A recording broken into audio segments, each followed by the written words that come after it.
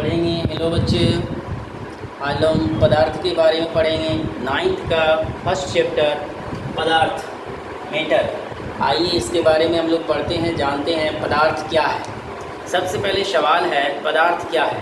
पदार्थ दुनिया की वे सारी वस्तुएं जिनमें द्रव्यमान हो और जो स्थान घेरे एवं जो रुकावट पैदा करे उसे ही हम लोग पदार्थ, मैटर कहते हैं। पदार्थ जिसको उर्दू में अशिया या चीज़ या शे भी बोलते हैं, या कोई शे कोई पदार्थ, इसकी ये परिभाषा हुई। जैसे हम लोग समझेंगे इनके उदाहरण से, जैसे पत्थर एक पदार्थ है, पहाड़ एक पदार्थ है, पठार, पानी, ईंट, लोहा इत्यादि। पदार्थ को रसायन विज्ञान में मुख्य रूप से दो तरह से वर्गीकरण किया गया है। एक है भौतिक वर्गीकरण और एक है रासायनिक वर्गीकरण। भौतिक वर्गीकरण यानी फिजिकल क्लासिफिकेशन, इसके अंतर्गत तीन मुख्य रूप से पदार्थ की अवस्थाएं होती हैं। एक है ठोस, सॉलिड, और द्रव, लिक्विड, और एक गैस। सॉलिड वैसे पदार्थ को कहेंगे जिसका आकार और आकृति दोनों निश्चित होती है। लिक्विड यानी द्रव वैसे पदार्थ को कहा जाता है जिनका आकार अनिश्चित होता है लेकिन आयतन निश्चित होता है। गैस वैसे पदार्थ को कहते हैं जिनका न तो आकार निश्चित है न आकृति निश्चित है। सॉलिड में पदार्थ के अणु बहुत ही सघन और घने होते हैं, जबकि द्रव में उससे कम पदार्थ के अणु सघन होते हैं और गैस में पदार्थ के अणु विरल होते हैं। हम लोग देखेंगे ठोस का उदाहरण, जैसे पत्थर, लोहा, ईंट, लकड़ी इत्यादि, ये सब ठोस पदार्थ हैं। फिर द्रव में जल है, खून, रक्त, शरबत यानी दूध, तेल इत्यादि द्रव पदार्थ के उदाहरण हैं। इसके साथ साथ इसमें अल्कोहल, शराब वगैरह भी आ सकता है। फिर गैस, जैसे ऑक्सीजन, हाइड्रोजन, क्लोरीन, फ्लोरीन, ये सभी गैसें तत्व के रूप में हैं। कुछ ऐसे गैस हैं जो यौगिक के रूप में हैं, जैसे CO2 carbon dioxide, SO2 sulphur dioxide, NH3 ammonia gas, PH3 phosphine gas. उसी तरह से जब हम देखते हैं पदार्थ के रासायनिक वर्गीकरण को, इसमें दो तरह के वर्गीकरण होते हैं, जैसे शुद्ध पदार्थ, दूसरा है अशुद्ध पदार्थ। प्योर मैटर, फिर प्योर मैटर को हम लोग दो वर्गों में बांटते हैं। एक है प्योर मैटर में एक आता है तत्व और दूसरा यौगिक। तत्व यानी एलिमेंट। एलिमेंट को मुख्य रूप से एलिमेंट्स तत्व तीन रूपों में पाया जाता है। एक हो गया धातु, जिसको हम लोग मेटल बोलते हैं, और अधातु नॉन मेटल। उसी तरह से उपधातु मेटलॉइड। फिर इसका एक एक उदाहरण हम लोग देखेंगे। ये हुआ मेटलॉइड। फिर यौगिक यानी कंपाउंड। कंपाउंड को मुख्य रूप से दो भागों में बांटा गया है। एक है कार्बनिक यौगिक, ऑर्गेनिक कंपाउंड, और एक है अकार्बनिक यौगिक, इनऑर्गेनिक कंपाउंड।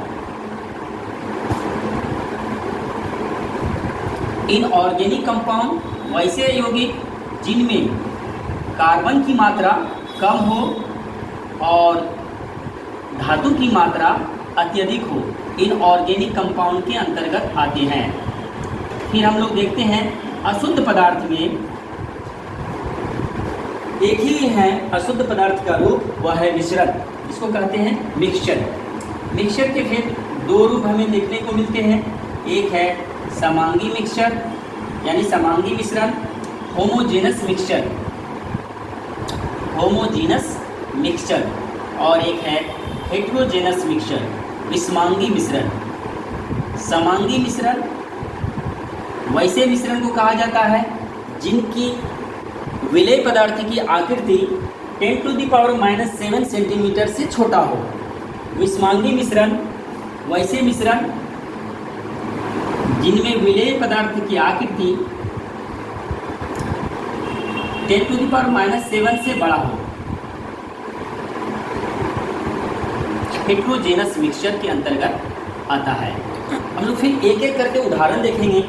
तत्व के उदाहरण आप जानते होंगे, हाइड्रोजन एक तत्व है, सोडियम एक तत्व है, ऑक्सीजन एक तत्व है, उसी तरह से नियॉन एक तत्व है। फिर इस तत्व के अंतर्गत 3 रूप है तत्व के। एक है धातु।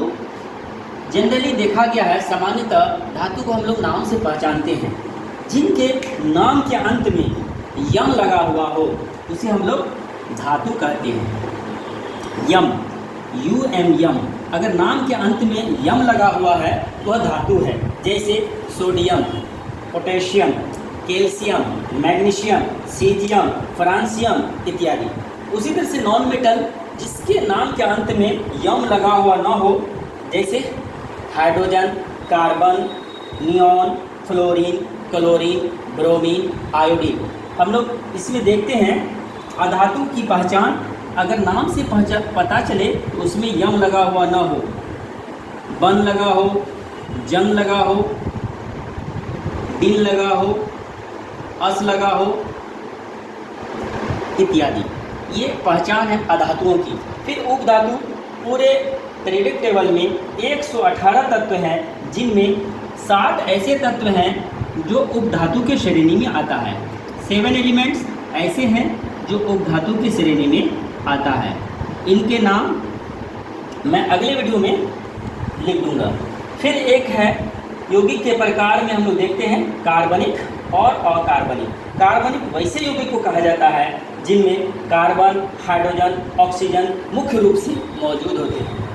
जैसे C6H12O6 कार्बनिक यौगिक हैं। ग्लूकोज C6H12O6 कार्बनिक यौगिक है। उसी तरह से बेंजीन C6H6 कार्बनिक यौगिक की पहचान, कार्बन और हाइड्रोजन, ऑक्सीजन मुख्य रूप से पाया जाता है।